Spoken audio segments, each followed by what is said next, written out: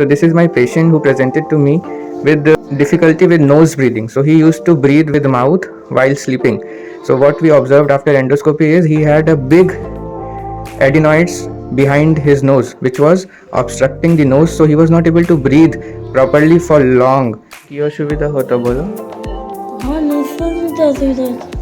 নাক দিয়ে নিঃশ্বাস নিতে পাও না? ঘুমের ঘরে নিতে পারি না। ও যখন ঘুম হয় তখন নাক দিয়ে নিঃশ্বাস নিতে পাও না, না? এটাই তো? আর কিছু অসুবিধা? না।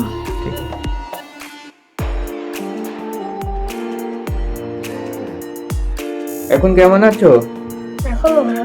এখন ভালো তো? নাক দিয়ে নিঃশ্বাস নিতে পারছো? আগে ভালো মতো নিতে পারতাম। এখন ভালো নিতে পারছো তো?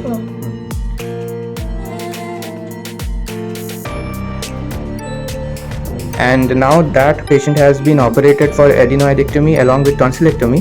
He is doing good after 2 days. We can listen to the patient's mother and patient how the child is doing now. আগে কি অসুবিধা হতো মা বলুন বাচ্চা? আচ্ছা, আর রাতে যখন ঘুম হতো তখন অসুবিধা হতো?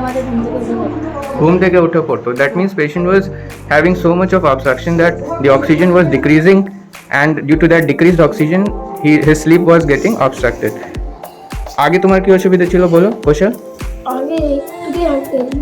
একটুতেই ঘুম থেকে উঠে পড়তে, তো এখন নাক দিয়ে নিঃশ্বাস যাচ্ছে, এখন হি ইজ গুড, রাইট? তো আপনারা খুশি তো? কোনো অসুবিধা হয়নি তো? ভালো আছে? ভালোই থাকবে, আমার সাথে যোগাযোগ রাখবে, ঠিক আছে? ঠিক।